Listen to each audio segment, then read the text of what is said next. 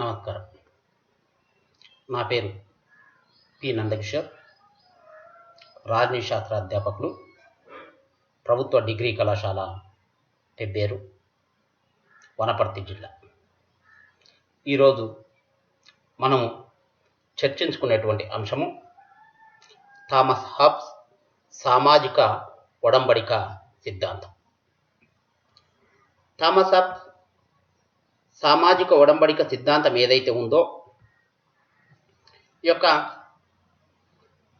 సిద్ధాంతము ఒక ఒప్పందం ద్వారా రాజ్యము ఏర్పడింది అని చెప్పేసి ఈ యొక్క సిద్ధాంతం చెప్పడం జరుగుతుంది. అయితే మనము రాజనీతి శాస్త్రంలో రాజ్యానికి ఉన్నటువంటి ప్రాధాన్యత అనేది చాలా కీలకమైంది అనేది మనందరికీ కూడా తెలుసు.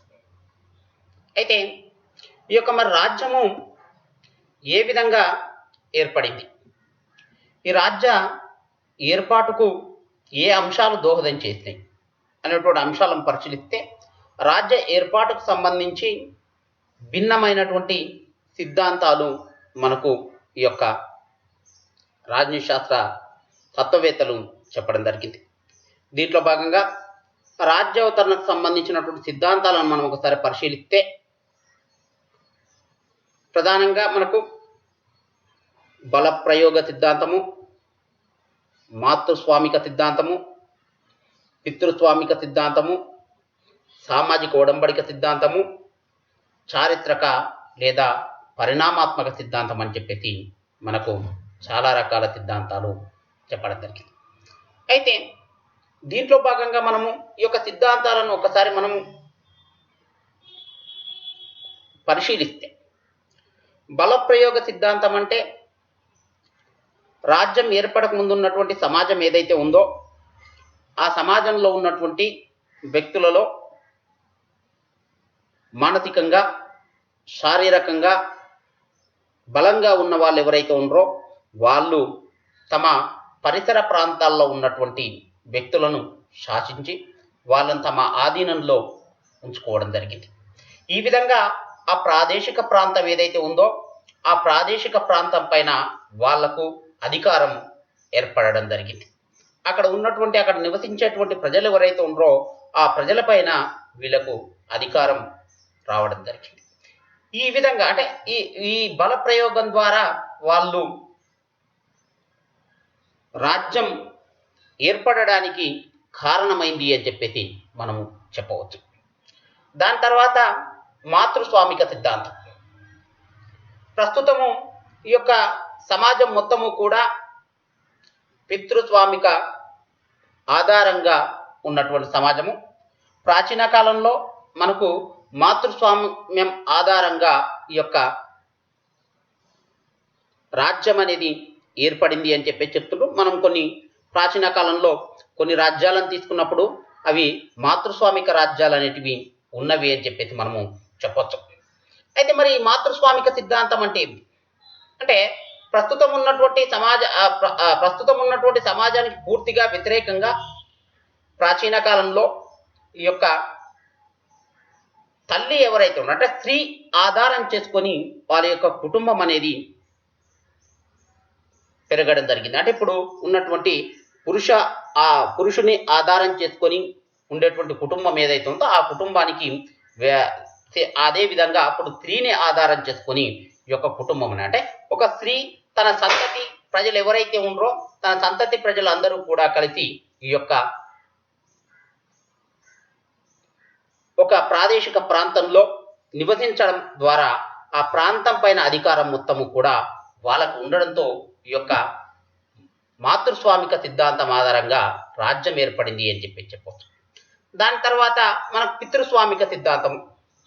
ఈ పితృస్వామిక సిద్ధాంతం ఏదైతే ఉందో ఈ పితృస్వామిక సిద్ధాంతము ప్రస్తుతం ఉన్నటువంటి సమాజానికి సరిపోయేటువంటి సిద్ధాంతంగా మనము పేర్కొనవచ్చు. ప్రస్తుతం ఉన్నటువంటి ఈ యొక్క సమాజం ఏదైతే ఉందో ఈ సమాజంలో పురుషుని ఆధారం చేసుకుని ఒక కుటుంబ వ్యవస్థ అనేది అభివృద్ధి చెందడం జరుగుతుంది. ఈ కుటుంబ వ్యవస్థ ఏదైతే ఉందో ఈ కుటుంబ వ్యవస్థనే తర్వాత క్రమంగా సమాజాలుగా మారి తర్వాత రాజ్యంగా ఏర్పడడానికి కారణమైంది అని చెప్పేసి. అంటే ఇక్కడ యజమానిగా పురుషుడు, ఆ కుటుంబానికి యజమానిగా పురుషుడు ఉండడం ద్వారా పురుషుని కేంద్రంగా చేసుకొని ఈ యొక్క సమాజం ఆవిర్భవించింది. కాబట్టి ఈ యొక్క పితృస్వామిక సిద్ధాంతం అనేది మనకు రాజ్యావతరణకు కారణమైంది అని చెప్పు. దాని తర్వాత మనం సామాజిక ఒడంబడిక సిద్ధాంతం. సామాజిక ఒడంబడిక సిద్ధాంతం అంటే మనకు ఇప్పుడు చర్చించుకున్నటువంటి హబ్ చెప్పేటువంటి సామాజిక ఒడంబడిక సిద్ధాంతం ఏదైతే ఉందో దీంట్లో మనం చర్చించుకోవడం జరుగుతుంది. సామాజిక ఒడంబడిక అంటే ఒక ఒప్పందం ద్వారా రాజ్యం ఏర్పడింది అని చెప్పేసి చెప్పేటువంటి అంశమే సామాజిక సిద్ధాంతం, సామాజిక ఒడంబడిక సిద్ధాంతం. దాని తర్వాత మనకు చారిత్రక సిద్ధాంతము లేదా పరిణామాత్మక సిద్ధాంతం. వాస్తవంగా పై 4 సిద్ధాంతాలు ఏవైతే ఉన్నావో పై 4 సిద్ధాంతాలు ఏవి కూడా శాస్త్రీయమైనటువంటి ఆధారాలు లేని ఒక కాల్పనికవాద సిద్ధాంతాలుగా, ఒక ఊహాజనితమైన సిద్ధాంతాలుగా మనం వాటిని పేర్కొనవచ్చు. కానీ చారిత్రక సిద్ధాంతము లేదా పరిణామాత్మక సిద్ధాంతం ఏదైతే ఉందో ఈ సిద్ధాంతం మాత్రము కొంత శాస్త్రీయంగా ఆధారాలతో, చారిత్రక ఆధారాలతో ఉన్నటువంటి సిద్ధాంతంగా ఈ సిద్ధాంతాన్ని మనము పేర్కొనవచ్చు. ఈ సిద్ధాంతం ఏదైతే ఉందో కొన్ని ఇప్పుడు కుటుంబం నుంచి రాజ్యం ఏర్పడింది అంటే కుటుంబం విస్తరించి కుటుంబము తర్వాత ఈ యొక్క వాళ్ళ తెగలు, తర్వాత గ్రామాలు, ఈ విధంగా సమాజము, తర్వాత రాజ్యం ఏర్పడింది అని చెప్పేసి చెప్పడం జరుగుతుంది. అదేవిధంగా యుద్ధం ద్వారా అంటే 2 తెగల మధ్యలో యుద్ధం జరిగినప్పుడు ఓడిపోయినటువంటి తెగ రాజు ఎవరైతే ఉన్నారో ఆ రాజు గెలిచిన తెగ రాజు పైన అధికారాన్ని లేకపోతే వాళ్ళని బానిసలుగా చేసుకునేది. అదేవిధంగా మతము, ఈ విధంగా చాలా అంశాలు ఏవైతే ఉన్నావో ఇలాంటి అంశాల ఆధారంగా రాజ్యం ఏర్పడింది అని చెప్పేసి ఈ చారిత్రక లేదా పరిణామాత్మక సిద్ధాంతం అనేది చెప్పడం జరుగుతుంది. అయితే దీంట్లో భాగంగా మనకు చర్చించుకున్నటువంటి అంశం ప్రస్తుతం మనము అప్సు చెప్పినటువంటి సామాజిక ఒడంబడిక సిద్ధాంతం. అయితే అసలు సామాజిక ఒడంబడిక అంటే ఇంతకుముందు మనం చెప్పుకున్నాము, ఒక ఒప్పందం ద్వారా రాజ్యాన్ని ఏర్పాటు చేసుకోవాలని చెప్పేటువంటి, ఏర్పాటు చేసుకున్నారని చెప్పేటువంటి సిద్ధాంతం ఏదైతే ఉందో దీన్ని మనం సామాజిక ఒడంబడిక సిద్ధాంతం అంటాము. ఈ యొక్క సామాజిక ఒడంబడిక సిద్ధాంతం గురించి మొట్టమొదట తార్కికంగా వ్యాఖ్యానించినటువంటి వ్యక్తిగా మనము హ్యూకర్ను పేర్కొనవచ్చును. అయితే ఈ సామాజిక ఒడంబడిక సిద్ధాంతము మనకు ప్రధానంగా అబ్సు, లాక్, రూసో వీళ్ళు ముగ్గురు చెప్పినటువంటి సామాజిక ఒడంబడిక సిద్ధాంతాలన్నిటివి మనకు ప్రధానమైనవిగా పేర్కొనవచ్చును. దీంట్లో భాగంగా మనకు ఇప్పుడు ప్రస్తుతం మనము ప్రధానంగా అబ్సు మొదట ఈ యొక్క సిద్ధాంతం గురించి పేర్కొన్నాడు, తర్వాత జాన్ లాక్ ఈ యొక్క సిద్ధాంతం గురించి పేర్కొన్నాడు, తర్వాత రూసో ఈ యొక్క సిద్ధాంతం గురించి పేర్కొనడం జరిగింది. అయితే దీంట్లో భాగంగా వీళ్ళు అంటే తర్వాతి మనం ఇప్పుడు చర్చించుకునే అంశం థామస్ హబ్స్ కాబట్టి ఈ యొక్క లాక్ సామాజిక ఒడంబడిక సిద్ధాంతాన్ని కానీ లేకపోతే రూసో సామాజిక ఒడంబడిక సిద్ధాంతాన్ని కానీ మనం తర్వాత పరిశీలిద్దాము. ఈ యొక్క థామస్ హబ్స్ చెప్పినటువంటి సామాజిక ఒడంబడిక సిద్ధాంతాన్ని మనం పరిశీలించే ముందు అసలు థామస్ హబ్స్ ఎవరు, థామస్ హబ్స్ ఎక్కడ వ్యక్తి, అతని జీవితం ఏందనేది మనం ఒకసారి పరిశీలిస్తే మనం ప్రస్తుతం చూస్తున్నటువంటి ఫోటో ఏదైతే ఉందో అది థామస్ హబ్స్కు చెందినటువంటి ఫోటో. మనము థామస్ హబ్స్ యొక్క జీవితాన్ని మనం ఒకసారి పరిశీలిస్తే థామస్ హబ్స్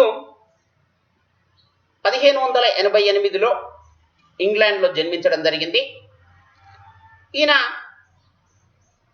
చాలా నిరుపేద కుటుంబంలో జన్మించాడు.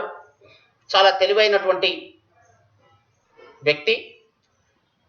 తన చిన్నతనంలోనే అతను లాటిను, గ్రీకు, ఇటాలియన్, ఫ్రెంచ్, ఆంగ్ల భాషలను చాలా అనర్గళంగా మాట్లాడేవాడు. అంటే అతనికి ఉన్నటువంటి నాలెడ్జ్ని మనం ఒకసారి పరిశీలించవచ్చు. చాలా ఉన్నతమైనటువంటి నాలెడ్జ్ కలిగినటువంటి వ్యక్తి. ఇతను తన యొక్క ఉన్నత విద్యాభ్యాసాన్ని మొత్తము కూడా ఈ యొక్క ఆక్స్ఫర్డ్ ప్రఖ్యాతిగాంచినటువంటి ఆక్స్ఫర్డ్ యూనివర్సిటీ నుంచి పూర్తి చేయడం జరిగింది. ఇతను తన విద్యను అభ్యసిస్తున్నటువంటి సమయంలో ఈ యొక్క ఆక్స్ఫర్డ్ యూనివర్సిటీ ఏదైతే ఉందో ఆక్స్ఫర్డ్ యూనివర్సిటీలో చెప్పేటువంటి పాఠాలు ఇతనికి అంతగా నచ్చకపోవడంతో ఎక్కువగా ఇతను గ్రంథాలయాల్లోనే గడిపేవాడు. ఈ గ్రంథాలయాల్లోనే గడుపుతూ తన యొక్క విజ్ఞానాన్ని, తన యొక్క నాలెడ్జ్ను మరింత అభివృద్ధి చేసుకోవడానికి ప్రయత్నం చేసేవాడు. థామస్ హాబ్స్ తను ఈ యొక్క ఆక్స్ఫర్డ్లోనే విద్యాభ్యాసం పూర్తయిన తర్వాత అతను ఉన్నత వర్గాలకు సంబంధించినటువంటి అనేక మందికి అతను ఈ యొక్క విద్యాభ్యాసాన్ని చెప్పేవాడు. అయితే దీంట్లో భాగంగా మనకు ఆక్స్ఫర్డ్ యూనివర్సిటీ ఉన్నత కుటుంబాలకు సంబంధించినటువంటి వ్యక్తులు ఎవరైతే ఉన్నారో ఆ వ్యక్తులకు సంబంధించి ఇతను విద్యను బోధిస్తుండగా ఇతను విద్యను బోధించే ఒక ఉన్నత కుటుంబానికి చెందినటువంటి వ్యక్తులు అప్పటి ఇంగ్లాండ్ రాజులకు చాలా సన్నిహితులుగా ఉండేవాళ్ళు. ఈ యొక్క ఇంగ్లాండ్ రాజులకు సన్నిహితులుగా ఉండడంతో ఇతను చార్లెస్ టూకు, అంటే తర్వాతి కాలంలో చార్లెస్ టూగా ఈ యొక్క ఇంగ్లాండ్ రాజ్యాధికారాన్ని చేపట్టినటువంటి చార్లెస్ టూకు థామస్ హాబ్స్ అధ్యాపకునిగా నియమించడం జరిగింది. ఈ విధంగా ఇతను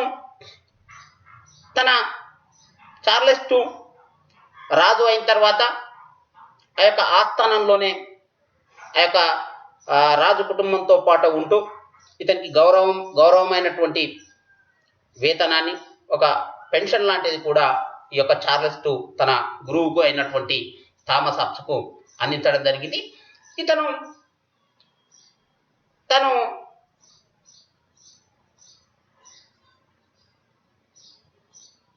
విద్యార్థి దశలో ఉన్నప్పుడే అనేక గ్రంథాలను వివిధ భాషల్లోకి అనువదించేవాడు. ఈ విధంగా తన జీవితం చివరి వరకు కూడా అనేక గ్రంథాలను అనువదించడం, అంటే ఇప్పుడు లాటిన్ భాష నుంచి ఫ్రెంచ్ భాష నుంచి ఇంగ్లీష్లోకి, ఇంగ్లీష్ నుంచి మిగతా భాషల్లోకి ఇలా అనేక గ్రంథాలను ఈయన అభ్యసించడం, అనువాదం చేయడం జరిగింది.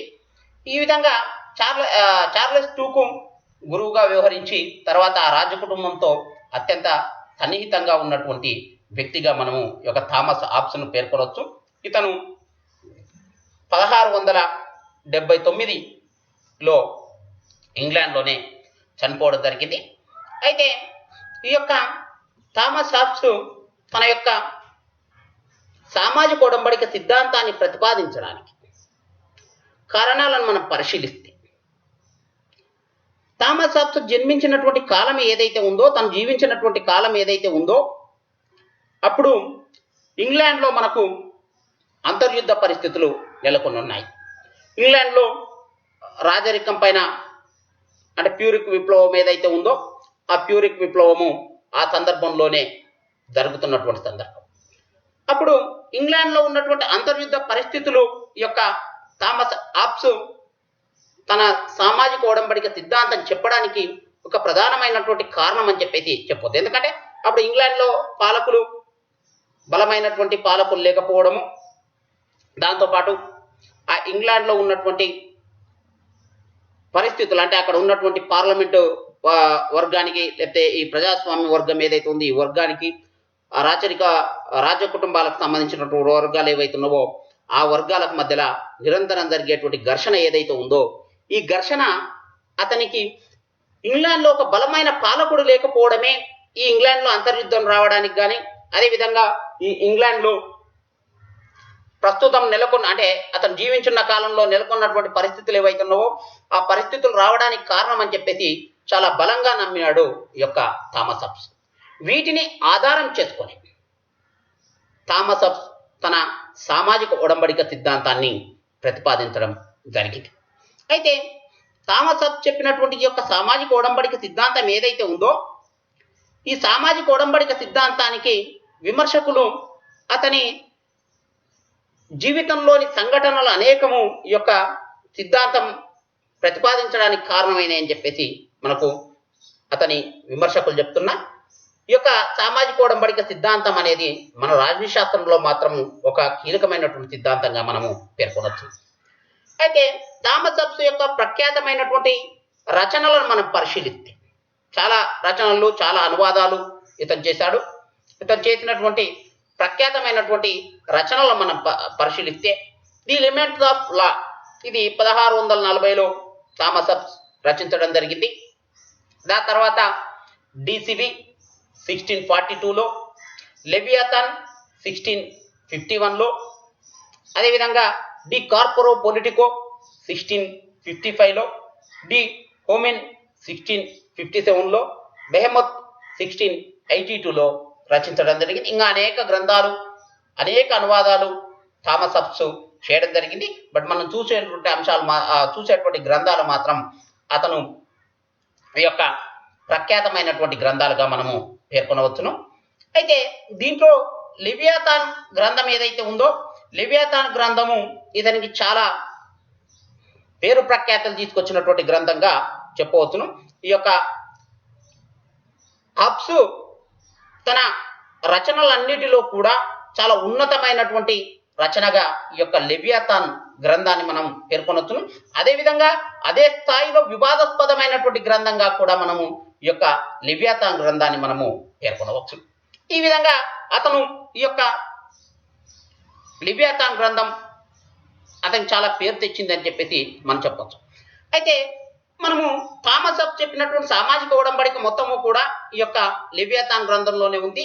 ఈ యొక్క లెవియాథాన్ గ్రంథంలో సామాజిక ఒడంబడిక అని చెప్పే ముందు థామస్ హబ్స్ ప్రధానంగా 2 అంశాలను పేర్కొనడం జరిగింది.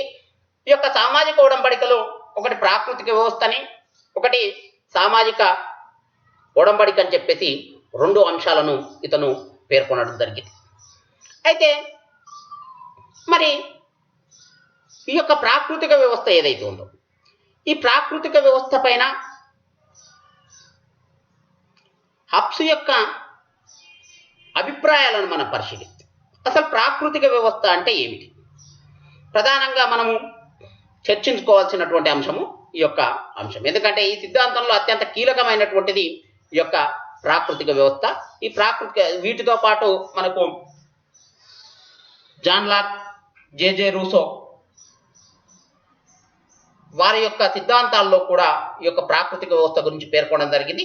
మనం భారతీయ గ్రంథాలను కొన్నిటిని పరిశీలించినా కానీ ఈ యొక్క సామాజిక ఒడంబడిక జరిగింది అని చెప్పేసి మన దగ్గర ఉన్నటువంటి ప్రాచీన గ్రంథాలు కూడా చెప్పడం జరుగుతుంది. అయితే అసలు ఈ ప్రాకృతిక వ్యవస్థ అంటే రాజ్యం ఏర్పడక ముందు మానవుడు తన జీవనాన్ని గడిపినటువంటి సమాజం ఏదైతే ఉందో ఆ యొక్క సమాజాన్ని ప్రాకృతిక వ్యవస్థగా పేర్కొనేవారు. ఈ ప్రాకృతిక వ్యవస్థ ఏదైతే ఉందో ఈ ప్రాకృతిక వ్యవస్థలో కేవలం వ్యక్తి ఎవరైతే ఉందో ఆ వ్యక్తి తాను నచ్చినట్టు జీవించేవాడు. ఎవరికి అంటే ఎవరి ఒక అధికారం కింద కాకుండా స్వేచ్ఛగా పూర్తి స్వేచ్ఛాయుతమైనటువంటి జీవితాన్ని ఈ యొక్క ప్రాకృతిక వ్యవస్థలో మానవుడు గడిపిండు అని చెప్పేసి మనము చెప్పవచ్చు. అయితే ఈ ప్రాకృతిక వ్యవస్థ ఏదైతే ఉందో ఈ ప్రాకృతిక వ్యవస్థలో మానవుడు హబ్స్ చెప్పిన దాని ప్రకారము మానవుడు సంఘ వ్యతిరేక జంతువు.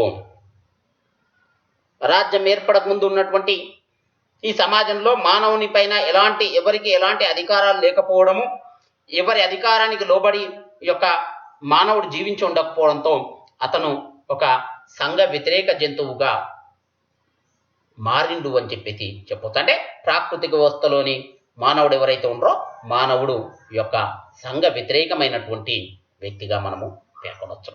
అయితే మనము ఈ యొక్క ప్రాకృతిక వ్యవస్థలో మానవుని జీవితం ఏ విధంగా ఉంది, ఇవి పూర్తిగా థామస్ హబ్స్ యొక్క అభిప్రాయాలు. మనం ఇంతకు ముందే చెప్పుకున్నాము. ఇతను ఈ సిద్ధాంతాన్ని చెప్పడానికి అప్పుడు ఉన్నటువంటి ఇంగ్లాండ్లో పరిస్థితులు వీటికి అతను జీవించిన కాలంలో ఇంగ్లాండ్లో ఉన్నటువంటి పరిస్థితులు ఏవైతున్నావో ఈ పరిస్థితులు యొక్క సామాజిక ఒడంబడిక సిద్ధాంతం చెప్పడానికి కారణం అని చెప్పొచ్చు. అందుకోసము ఈ యొక్క ప్రాకృతిక వ్యవస్థలో మానవుని జీవనం గురించి అప్సు యొక్క భావాలను మనం ఒకసారి పరిశీలిస్తే, ఈ యొక్క ప్రాకృతిక వ్యవస్థలో మానవుడు క్రూరుడని, దుర్మార్గుడని, అవినీతిపరుడని, స్వార్థపరుడని చెప్పేసి థామస్ అప్స్ పేర్కొనడం జరుగుతుంది. అంటే మనిషి ఒక ఉన్నతమైనటువంటి వ్యక్తిత్వం కలిగినటువంటి వాడు కాదు. పూర్తిగా ఒక స్వార్థపూరితమైనటువంటి ఆలోచనలతో, ఒక క్రూరమైనటువంటి ఆలోచనలతో తన జీవనాన్ని ఈ యొక్క ప్రాకృతిక వ్యవస్థలో గడిపేవాడు అని చెప్పొచ్చు. అంటే ఒక మాటలో మనం చెప్పాలంటే మానవుడు మంచివాడు కాదు, మానవుడు దుర్మార్గుడు ఈ యొక్క ప్రాకృతిక వ్యవస్థలో. అంటే మానవునికి యొక్క జీవనం అనేది సక్రమంగా లేదు అని చెప్పేసి చెప్పొచ్చు. అందుకే ఈయన ఏం చెప్తుండ్రు అంటే, ఈ యొక్క ప్రాకృతిక వ్యవస్థలో మానవుడు ఎప్పుడూ కూడా తన భద్రతకు, తన అధికారానికే ప్రాధాన్యత ఇచ్చేవాడు అని చెప్పి చెప్తున్నాడు. అంటే పూర్తిగా సమాజ సంక్షేమం ఏదైతే ఉందో ఈ సమాజ సంక్షేమాన్ని విస్మరించి తన భద్రత, అంటే తాను భద్రంగా జీవించాలి, ఇతరులకు ఏమైనా పర్లేదు, కేవలం తన స్వార్థం కోసం మాత్రమే ఆలోచించేవాడు, తాను ఇతరులపైన పెత్తనం చెలాయించడానికి, ఇతరులపైన అధికారం చెలాయించడానికే ప్రాధాన్యత ఇచ్చేవాడు తప్పితే ఎప్పుడూ కూడా ఒక మంచి వ్యక్తిగా సమాజంలో మెలగలేదు అని చెప్పేసి థామస్ అప్స్ చెప్తున్నాడు. అంటే తాను సంపాదించుకున్నటువంటి సంపద ఏదైతే ఉందో మనము పరిశీలిస్తే చారిత్రక పరిణామ సిద్ధాంతంలో ఒక అంశాన్ని పేర్కొంటాము. వ్యక్తిగత ఆస్తి ఏదైతే ఉందో వ్యక్తిగత ఆస్తి కూడా రాజ్యం ఏర్పాటుకు కారణం అని చెప్పేసి చెప్తాం.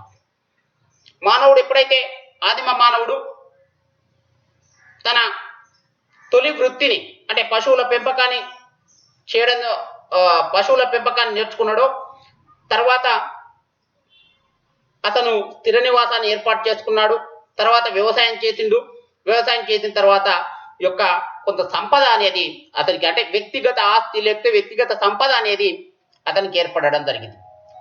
వ్యక్తిగత ఆస్తి లేదా వ్యక్తిగత సంపద ఏదైతే ఉందో ఈ యొక్క వ్యక్తిగత ఆస్తి, ఈ వ్యక్తిగత సంపదనే అతడు కాపాడుకోవడం, నిరంతరం వాటిని అతను కాపాడుకోవడానికి కారణమైంది, వాడు ప్రాముఖ్యత ఇచ్చేవాడు అని చెప్పేసి ప్రాకృతిక వ్యవస్థలోని మానవుడు వాటికి ప్రాముఖ్యతనిచ్చేవాడు అని చెప్పేసి చెప్తాం. అదేవిధంగా ఈ యొక్క సంపదను కాపాడుకోవడానికి నిరంతరం ఎప్పుడూ కూడా తన ఇతరులతో, అంటే తన పరిసరాల్లో జీవించేటువంటి వ్యక్తులతో, అంటే పూర్తిగా అభద్రతతో కూడినటువంటి జీవనాన్ని ఈ యొక్క ప్రాకృతిక వ్యవస్థలోని మానవుడు గడపడం జరుగుతుంది. అందుకే తన సంపదను కాపాడుకోవడానికి ఎప్పుడూ కూడా ఇతరులతో ఘర్షణకు దిగేవాడు, ఇతరులతో గొడవలకు ఉండేవాడు. అంటే అప్స్ ఏం చెప్తుందంటే ఒక దుర్భరమైనటువంటి జీవితాన్ని, ఒక చెడ్డ జీవితాన్ని ఈ యొక్క సామాజిక ఈ యొక్క ప్రాకృతిక వ్యవస్థలో మానవుడు గడిపేవాడు అని చెప్పేసి థామస్ అప్స్ చెప్పడం జరిగింది. అందుకే ఈయన ఏం చెప్తుండు అని అంటే, ఈ యొక్క ప్రాకృతిక వ్యవస్థలో మానవుని జీవితం అనేది ఒంటరిగా ఉండేది, దారిద్ర్యంతో ఉండేది. అంటే ఎప్పుడు కూడా ఒక భద్రతతో కూడినటువంటి జీవనం లేదు, పశుప్రాయమైనటువంటి జీవనం.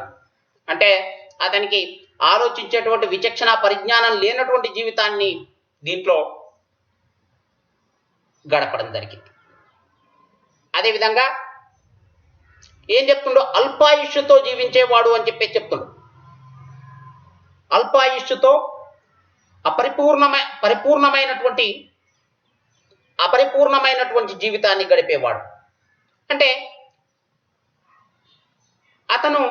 తను ఎప్పుడు జీవించి ఉంటాడో, ఎప్పుడు ఘర్షణలు జరుగుతాయో, తన జీవితం ఎప్పుడు అంతమవుతుందో కూడా తెలియనటువంటి పరిస్థితుల్లో అతను ఉండడం జరుగుతుంది. అంటే ఒక అల్పాయుష్తో కూడినటువంటి అపరిపూర్ణమైనటువంటి జీవితాన్ని ఇతను గడిపేవాడు. అంటే అతని ప్రాణానికి రక్షణ లేదు ఈ యొక్క ప్రాకృతిక వ్యవస్థలో అని చెప్పేసి మనము పేర్కొనవచ్చు.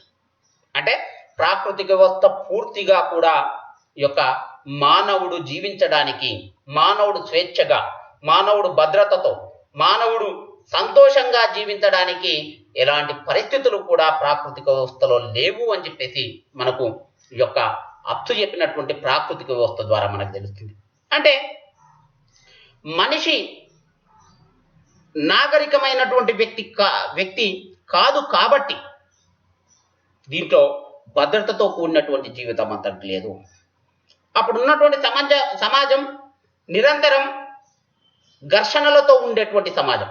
మనం ఇంతకుముందు చెప్పుకున్నాం, తన సంపదను కాపాడుకోవడానికి నిరంతరం ఇతరులతో ఘర్షణకు దిగేవాడు. ఎందుకు అని అంటే పూర్తి దారిద్ర్యంతో ఉన్నటువంటి జీవనం ఉన్నప్పుడు ఏమవుతుంది, ఇతరుల దగ్గర ఏమైనా ఉంటే వారిపైన దాడి చేసి వాటిని తీసుకొని తన జీవనాన్ని కొనసాగించేవాడు. అంటే ఈ దాడులను ఎదుర్కోవడము, లేకపోతే ఇతరుల నుంచి తన ఆస్తిని తనను రక్షించుకోవడానికే ఈ యొక్క ప్రాకృతిక వ్యవస్థలో మానవ జీవితం మొత్తము కూడా గడిచిపోయింది అని చెప్పేసి చెప్పవచ్చు. అంటే ఈ విధంగా మానవుడు తను జీవించడానికి సరిపోనటువంటి పరిస్థితులు, లేకపోతే తను జీవించి ఉండడానికి పరిస్థితులు ఏవైతున్నాయో అనుకూలంగా లేనటువంటి పరిస్థితుల్లో ఈ యొక్క ప్రాకృతిక వ్యవస్థలో తను జీవనం గడిపిండు అని చెప్పేది. ఎందుకంటే వీళ్ళు చేసినటువంటి తప్పులు కానీ, లేకపోతే వీళ్ళు సక్రమంగా జీవించకపోతే వాళ్ళు సక్రమంగా జీవించడం అని చెప్పడానికి ఎలాంటి అధికారాలు లేకపోవడం వీటన్నిటికి కూడా కారణం అని చెప్పేసి మనం చెప్పొచ్చు. అంటే ఒక నిర్దిష్టమైనటువంటి అధికారి కానీ, ఒక నిర్దిష్టమైనటువంటి వ్యవస్థ కానీ దీంట్లో లేదు అని చెప్పేసి మనము పేర్కొనవచ్చు. దాంతోపాటు మనకు ప్రాకృతిక వ్యవస్థలో ఇలాంటి జీవనాన్ని గడిపినటువంటి మానవుడు మరి అలాంటి అభద్రతతో కూడినటువంటి జీవనాన్ని ఎన్ని రోజులు గడపాలి? మరి ఒక భద్రతతో కూడినటువంటి ఒక స్థిరమైనటువంటి జీవితాన్ని,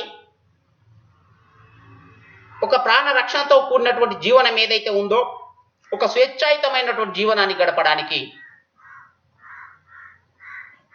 పరిస్థితులను మార్చుకోవాలని చెప్పేసి యొక్క థామస్ అప్సు చెప్పినట్టు ఒక ఒడంబడికను ఏర్పాటు చేసుకున్నాడు, ఒక ఒప్పందాన్ని ఏర్పాటు చేసుకున్నాం. అంటే ఈ యొక్క దుర్భరమైనటువంటి ప్రాకృతిక వ్యవస్థ నుంచి బయటపడడానికి, ఈ యొక్క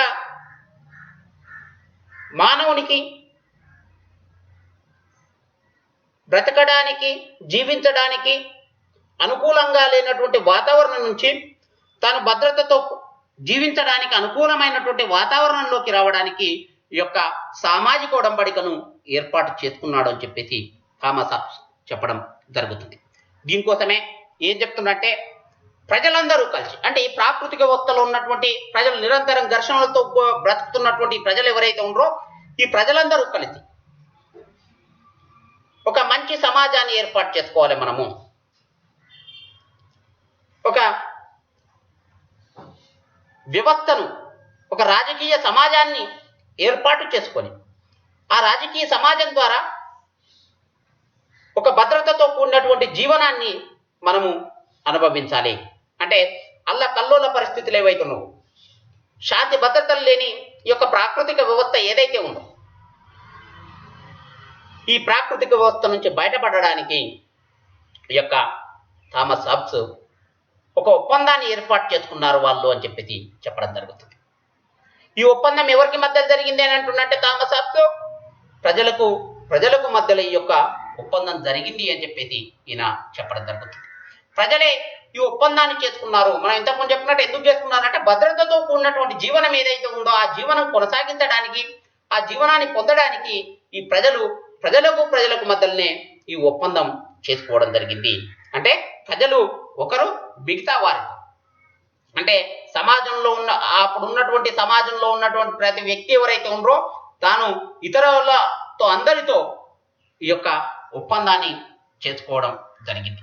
ఈ ఒప్పందం ఫలితంగానే మనకు ఈ యొక్క సార్వభౌమాధికారి అనేవాడు ఆవిర్భవించడం జరిగింది, రాజ్యం అనేది ఆవిర్భవించడం జరిగింది. అంటే థామస్ అప్స్ చెప్పిన దాని ప్రకారము ఈ యొక్క రాజ్య ఆవిర్భావానికి, లేకపోతే సార్వభౌమాధికారం అనేది ఏర్పడడానికి ప్రధానమైనటువంటి కారణం ఏందయ్యా అంటే మనకు ఈ యొక్క సామాజిక ఒడంబడిక.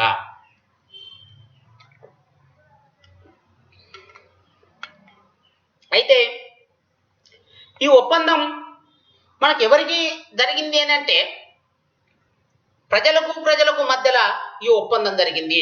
పాలకునికి ఈ ఒప్పందంతో ఎలాంటి భాగస్వామ్యం లేదు. పాలకుడు లేదా సార్వభౌమాధికారి ఇతనికి ఈ ఒప్పందంలో ఎలాంటి భాగస్వామ్యం లేదు. ఇతని యొక్క భాగస్వామ్యం లేకుండానే, ఇతని యొక్క ఇన్వాల్వ్మెంట్ లేకుండానే ఈ యొక్క ఒప్పందం జరిగింది. ఈ ఒప్పందం ఫలితంగా రాజ్యం ఏర్పడింది. ఆ రాజ్యానికి ఒక సార్వభౌమాధికారం ఏర్పడింది. అంటే దీని ద్వారా ఏంది, రాజ్యం అనేది ఏర్పడడానికి ఈ యొక్క ఒప్పందం అనేది కారణమైంది. ఒక అధికార వ్యవస్థ అనేది ఏర్పడడానికి ఈ యొక్క ఒప్పందం అనేది కారణమైంది అని చెప్పేసి మనము చెప్పొచ్చు. అయితే మరి ఈ ఒప్పందంలో షరతులన్నీ కూడా ఈ యొక్క ప్రజలకే వర్తించడం జరుగుతుంది. ప్రజలు ఈ ప్రాకృతిక వ్యవస్థలో తమకున్నటువంటి హక్కులు ఏవైతే ఉన్నావో హక్కులనన్నిటిని కూడా ఒక ప్రాణరక్షణ హక్కు మినహా మిగతా హక్కులనన్నిటిని కూడా ఈ యొక్క పాలకునికి అప్పగించడం జరిగింది. లేదా ఈ యొక్క ఒప్పందం ఫలితంగా ఏర్పడినటువంటి సార్వభౌమాధికారి ఎవరైతే ఉన్నారో ఈ సార్వభౌమాధికారికి అప్పగించడం జరిగింది.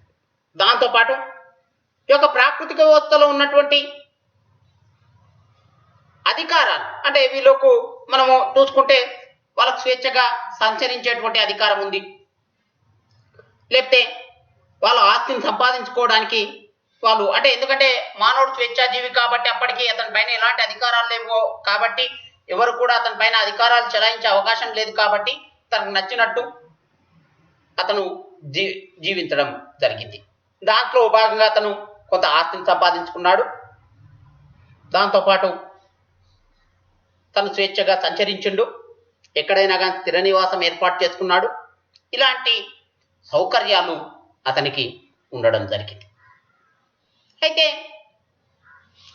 దీంట్లో మనము చెప్పుకున్నట్టు ఒప్పందం జరిగిన తర్వాత సార్వభౌమాధికారి ఎవరైతే ఉన్నారో సార్వభౌమాధికారికి పూర్తి అధికారాలు ఈ యొక్క సమాజంలో ఆ యొక్క ఒప్పందం ఫలితంగా ఏర్పడినటువంటి రాజ్యం ఏదైతే ఉందో ఆ రాజ్యంలో జీవించేటువంటి ప్రజలపైన పూర్తి అధికారాలు మొత్తము కూడా ఈ యొక్క పాలకునికి రావడం జరిగింది.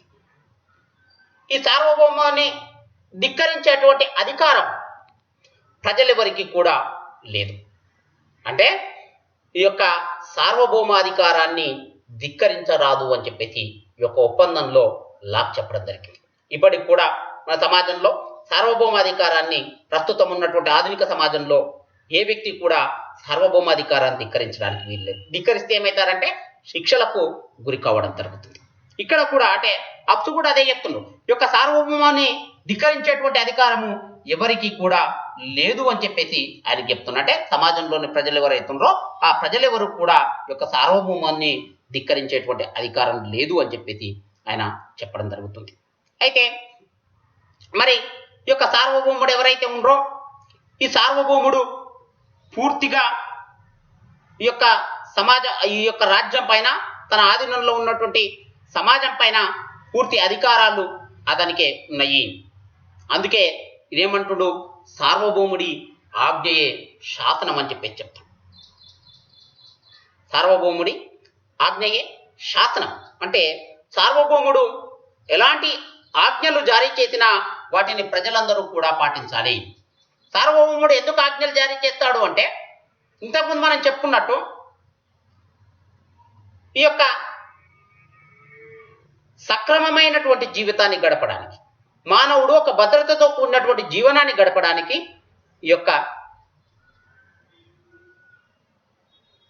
పాలకుడు లేదా సార్వభౌమాధికారి కొన్ని శాసనాలను కొన్ని చట్టాలను రూపొందించడం జరుగుతుంది. ఈ రూపొందించే శాసనాలు అన్నీ కూడా ప్రజలు పాటించాలి.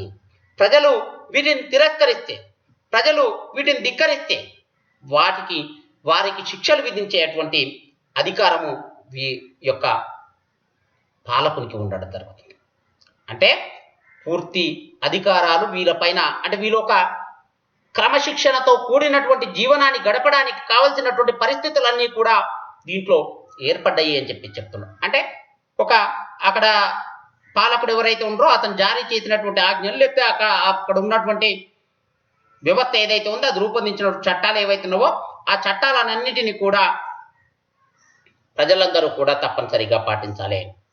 ప్రజలు పాటించకపోతే ఏమైతే మళ్ళీ సమాజం మొత్తం కూడా ప్రాకృతిక వ్యవస్థలాగా మారడానికి అవకాశం ఉంటుంది. కాబట్టి ఇలాంటి కఠినమైనటువంటి నిర్ణయాన్ని మనకు ఆప్సు పేర్కొనడం జరిగింది.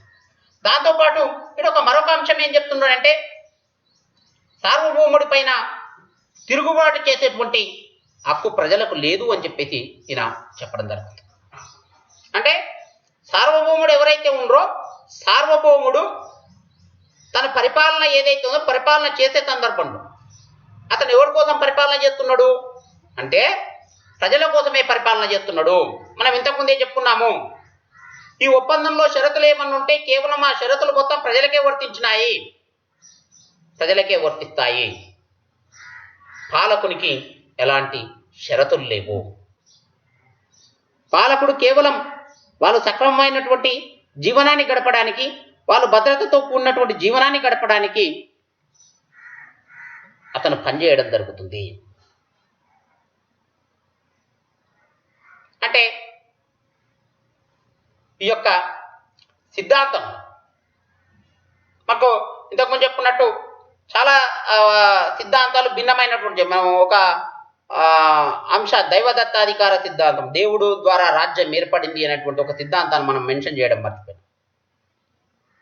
దేవుడి ద్వారా రాజ్యం ఏర్పడింది, దేవుడు ఏర్పాటు చేసిండు అనేటువంటి అక్కడ కూడా ఇదే చెప్తా. పాలకుడు ఎవరైతే ఉన్నారో పాలకునికి సార్వభౌముడిపై తిరుగుబాటు చేసేటువంటి హక్కు లేదు. ఎందుకంటే అతను పనిచేస్తున్నదే ఈ యొక్క ప్రజల క్షేమం కోసం పనిచేస్తుండు, ప్రజలు భద్రతతో కూడినటువంటి జీవనాన్ని పెంపొందించడానికి పనిచేస్తుండు. లేకపోతే మనము అచ్చు చెప్పినట్టు అతను తిరుగుబాటు చేసేటువంటి అధికారం ప్రజలకు ఉంటే నిరంతరం తిరుగుబాట్లు జరిగితే అక్కడ ఉన్నటువంటి పరిపాలన అనేది సక్రమంగా జరగకపోవచ్చు అని చెప్పేసి అప్సు యొక్క అభిప్రాయం ఉండొచ్చు. అందుకే ఈయన సార్వభౌముడి పైన ప్రజలకు తిరుగుబాటు చేసే హక్కును ఇతను అందించలేదు. అదేవిధంగా సార్వభౌముడు అనుమతించిన స్వేచ్ఛలే ప్రజలు పొందాలి అని చెప్పేసి ఈయన చెప్పడం జరుగుతుంది. అంటే ప్రజలు ఎవరైతే ఉన్నారో వాళ్ళకి ఎలాంటి స్వేచ్ఛలు ఇవ్వాలి, ఎంత స్వేచ్ఛలు ఇవ్వాలి అనేది ఈ యొక్క సార్వభౌముడే నిర్ణయించడం జరుగుతుంది. మనం ప్రాకృతిక వ్యవస్థలో మితిమీరిన స్వేచ్ఛలు ఉండడమే అనర్థాలకు కారణమైంది. ప్రతి వ్యక్తి కూడా అదుపులేని అపరిమితమైనటువంటి స్వేచ్ఛలను పొందిండు, ఇతరులపైన దాడులు చేసిండు, బలవంతుడు బలహీనులను హింసించడం జరిగింది. మరి బలహీనునికి రక్షణ కావాలి అన్నప్పుడు ఏం చేయాలి?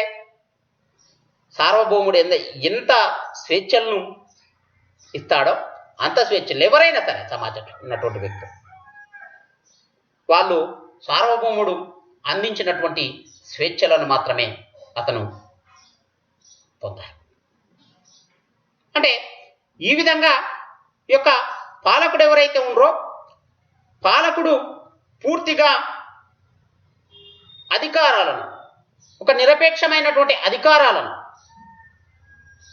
పాలకునికి థామస్ హాబ్స్ అందించడం జరిగింది. అంటే ఈ యొక్క సిద్ధాంతం ద్వారా థామస్ హాబ్స్ ఒక నిరపేక్షమైనటువంటి సార్వభౌమాధికారాన్ని ప్రతిపాదించడు.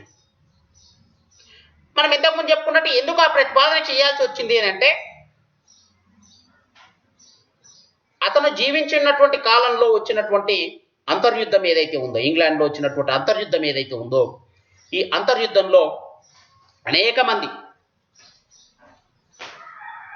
వాళ్ళు అనుభవించినటువంటి పరిస్థితులు ఏవైతే ఉన్నావో ఆ పరిస్థితులే వీటికి కారణం అని చెప్పేసి మనం చెప్పచ్చు.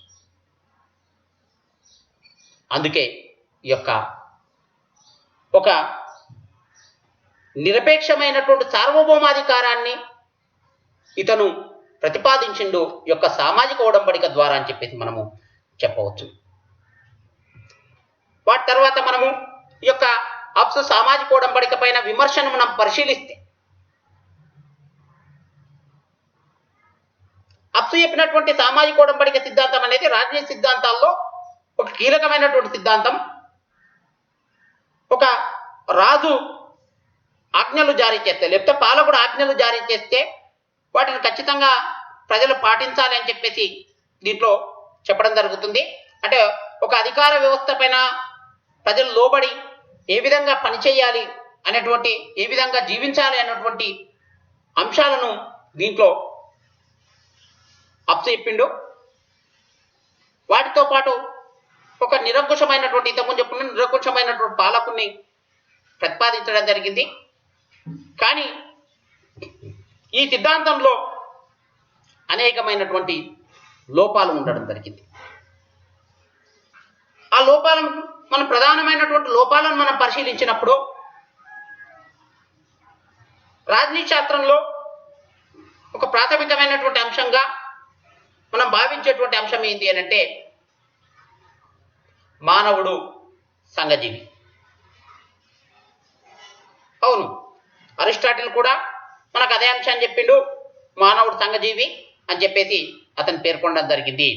కానీ థామస్ హాబ్స్ యొక్క అంశాన్ని విస్మరించిండు అని చెప్పేసి మనము పేర్కొనవచ్చు. ఎందుకు అని అంటే ఇతను ఏం చెప్పిండు, మానవుడు సంఘ వ్యతిరేక జంతువు అని చెప్పేసి చెప్పిండు. ఈయన మానవుడు సంఘ వ్యతిరేక జంతువు. ఏ విధంగా జీవించిండు మానవుడు? సమాజానికి, సమాజ సహజ సూత్రాలకు విరుద్ధంగా జీవించిండు అని చెప్పేసి ఈయన చెప్పడం జరుగుతుంది. అందుకే ఈ సిద్ధాంతంలో ఒక ప్రధానమైనటువంటి లోపం ఏందయ్యా అంటే మనము యొక్క మానవుడు సంఘజీవి అనేటువంటి రాజనీతి శాస్త్ర ప్రాథమిక అంశం ఏదైతే ఉందో ఆ ప్రాథమిక అంశాన్ని ఇతను విస్మరించుడు అని చెప్పేసి చెప్పచ్చు. దాంతోపాటు మరొక కీలకమైనటువంటి అంశము, మనము ఈ యొక్క ప్రాకృతిక వ్యవస్థలో మానవుని జీవనాన్ని గురించి అప్సు చెప్తూ మానవుడు దుర్మార్గుడని, మానవుడు అవినీతి స్వార్థపరుడని, అవినీతిపరుడని, క్రూరుడని అతను చెప్పడం. అంటే ఒక మాటలో చెప్పాలంటే సింపుల్గా ఒక మాట ఏంటంటే మానవుడు చెడ్డవాడని చెప్పేసి అతను చెప్పిండు. మరి చెడ్డవాడైనటువంటి మానవునికి అంటే అతని విచక్షణ జ్ఞానమే లేదు, ఒక పశుప్రాయంగా జీవించేవాడని చెప్తుడు. అంటే ఒక పశువు ఏ విధంగా జీవిస్తావో ఆ విధంగా ఇతను జీవిస్తుండు అని చెప్పేసి చెప్తున్నాడు. అల్పాయుష్తో జీవిస్తుండు అని చెప్పేసి చెప్తాడు. మరి ఒక సక్రమమైనటువంటి ఆలోచనలు రానటువంటి వ్యక్తికి అకస్మాత్తుగా అసలు మనం మంచిగా జీవించాలనేటువంటి ఆలోచన ఎందుకు వచ్చింది? ఆ సందర్భాన్ని అప్సు ఎక్కడ కూడా ఈ యొక్క సామాజిక ఒడంబడిక సిద్ధాంతంలో అంటే అతనికి ఆలోచన రావడానికి అప్పుడు ఉన్నటువంటి సమాజంలో ఏ పరిస్థితులు దోహదం చేసినాయి, ఏ సందర్భంలో అతనికి ఆలోచన వచ్చింది, మరి అప్పటి వరకు జీవనం కొనసాగిస్తున్నటువంటి ఆ జీవనంలో అంత పెద్ద ఉపద్రవము లేకపోతే అంటే ఒక మనం మంచిగా జీవించాలి లేకపోతే మన జీవితాలు మొత్తం కూడా ఇదే విధంగా ఉంటాయి అని అతను భావించడానికి ఒక బలమైనటువంటి కారణం ఏదో లేకపోతే బలమైనటువంటి సందర్భం ఏదో ఉండి ఉంటుంది. వాటిని ఎక్కడా కూడా అప్స్ తన సిద్ధాంతంలో వివరించలేదు. అంటే చెడ్డవాడైనటువంటి మానవునికి అకస్మాత్తుగా మనం మంచిగా జీవించాలనేటువంటి ఆలోచన ఏ విధంగా వచ్చిందనేది మనం ఆశ్చర్యకరంగా పేర్కొనవచ్చు. దీని గురించి అప్స్ ఎక్కడా కూడా తన సిద్ధాంతంలో స్పష్టత ఇవ్వలేదు అని చెప్పేసి మనము పేర్కొనవచ్చు. దీంట్లో మరో ప్రధానమైనటువంటి లోపం ఏంటి అని అంటే ఒప్పందం. ఒప్పందం అంటేనే ఏంది? ఒక రెండు పక్షాల మధ్య జరిగిన దాన్ని మనము ఒప్పందంగా పేర్కొనడం జరుగుతుంది. మరి ఒప్పందం ఏదైనా కానీ రెండు పక్షాల మధ్య జరుగుతుంది. కానీ అప్స్ చెప్పినటువంటి ఒప్పందం మాత్రం కేవలం ఒక పక్షమే ఒప్పందం చేసుకున్నది. అంటే రెండో పక్షానికి సంబంధం లేకుండా, రెండో పక్షానికి ఎలాంటి ఇన్వాల్వ్మెంట్ లేకుండా, ఎలాంటి భాగస్వామ్యం లేకుండా ఈ యొక్క ఒప్పందం అనేది జరిగింది. దీంట్లో ఇది ప్రధానమైనటువంటి లోపంగా మనము పేర్కొనవచ్చు. ఇప్పుడు మామూలుగా మనము చూసుకుంటాం, ఏదైనా సరే ఏ ఒప్పందం జరిగినా సరే మనము రాజనీతి శాస్త్రంలో భాగంగా అంతర్జాతీయ సంబంధాలను చర్చించుకునేటప్పుడు దేశాలకు మధ్యలో ఒప్పందాలు జరుగుతాయి. అంటే ఒక దేశానికి మరొక దేశానికి మధ్యలో ఒప్పందాలు జరగడం జరుగుతుంది. ఇప్పుడు అప్సు చెప్పిన దాని ప్రకారం ఏంటంటే ఒక దేశమే ఒప్పందం చేసుకుంటుంది, మిగతా దేశంతో సంబంధం లేకుండా నువ్వు నేను మంచిగా ఉందామని చెప్పేసి ఒక దేశమే ఒప్పందం చేసుకొని మళ్ళీ ఆ దేశం పైన ఆంక్షలు విధించుకుంటుంది. ఇక్కడ అప్సు చెప్పింది అట్లే ఉంది. ప్రజలతో ఒప్పందాన్ని చేసుకున్నారు. అంటే ప్రతి వ్యక్తి కూడా తన సమాజంలో తనతో పాటు జీవిస్తున్నటువంటి ఇతర వ్యక్తులు ఎవరైతున్నారో ఆ ఇతర వ్యక్తులతో ఒప్పందాన్ని చేసుకోవడం జరిగింది. ఆ ఒప్పందం చేసుకొని ఒక అంశాన్ని, అంటే మనం ఒప్పందం చేసుకుని మన పైన మనమే ఆంక్షలు పెట్టుకున్నాం.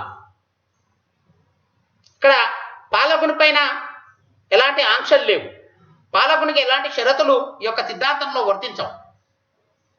షరతులన్నీ ఎవరికి వర్తిస్తాయి? కేవలం ప్రజలకు మాత్రమే వర్తిస్తాయి. ఒక ఫండమెంటల్, మామూలుగా ఎవరైనా సరే సాధారణ వ్యక్తి పరిశీలన చేసినా కానీ ఇది తప్పు అని చెప్పేటువంటి అంశం ఒక పక్షమే ఒప్పందంలో పాల్గొనడం అనేది. దీంట్లో ఇది ఒక పెద్ద లోపంగా మనము పేర్కొనవచ్చు. అంటే ఇరు పక్షాల మధ్యలో ఒప్పందం జరిగేది పోయి ఒకే పక్షం మధ్యలో ఒప్పందం జరిగింది. ఆ ఒకే పక్షం మధ్యలో ఒప్పందం జరిగి దాంతోపాటు మళ్ళీ అదే పక్షము ఆ పక్షం పైనే, అంటే వాళ్ళపైనే ఆంక్షలు విధించుకోవడం అనేది సరైంది కాదు అని చెప్పేసి దీంట్లో చెప్పడం జరిగింది. దాంతోపాటు మనకు సార్వభౌముడికి ఒక నిరంకుశమైనటువంటి అధికారాలను అప్పగించడం జరిగింది థామస్ హాబ్స్.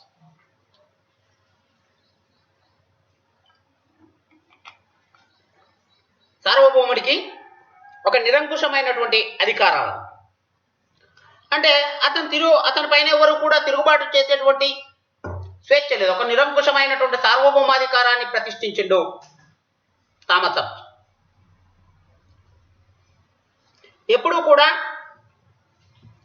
సరే మనము పాలకుడు మంచివాడైతే మంచి పరిపాలన చేస్తే ఏమి ఇబ్బందులు లేవు. కానీ హాబ్స్ చెప్పినటువంటి సిద్ధాంతం ప్రకారము పాలకుడు ఒకవేళ ఒక నియంతలాగా పరిపాలన చేస్తే ఆ నియంత పరిపాలనను కూడా ప్రజలు అనుసరించాలన్నా, ఎందుకంటే అతని పైన తిరుగుబాటు చేసేటువంటి అధికారం లేదు. ఇక్కడ ఉన్నటువంటి ప్రజలకు కూడా ఎవరికి కూడా వాళ్ళు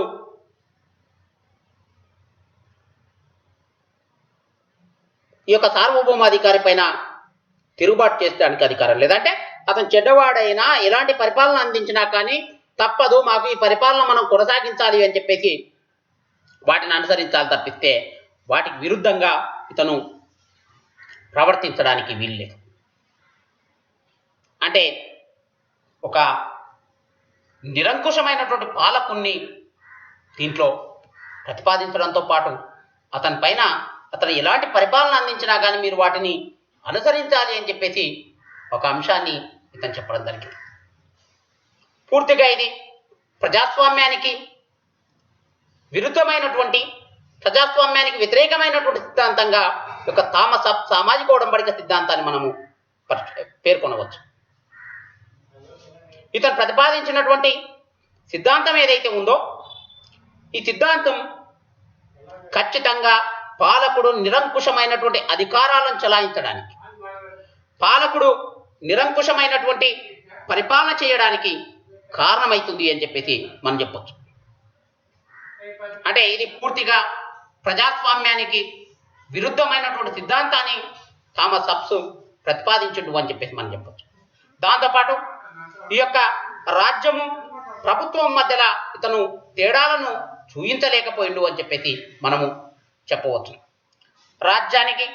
రాజ్యం ఏర్పడింది అని చెప్పిండు కానీ రాజ్యంలో పరిపాలన ఎవరు చేయాలి అంటే రాజ్యం ప్రభుత్వం మధ్యలో ఎలాంటి తేడాలను ఇతను చూపించలేదు. ఈ విధంగా థామస్ అబ్ చెప్పినటువంటి సామాజిక ఒడంబడిక సిద్ధాంతంలో అనేకమైనటువంటి లోపాలు ఉన్నాయని చెప్పేసి మనము పేర్కొనవచ్చును. ఈ విధంగా అబ్స్ తన సామాజిక ఒడంబడిక సిద్ధాంతాన్ని పేర్కొనడం జరిగింది.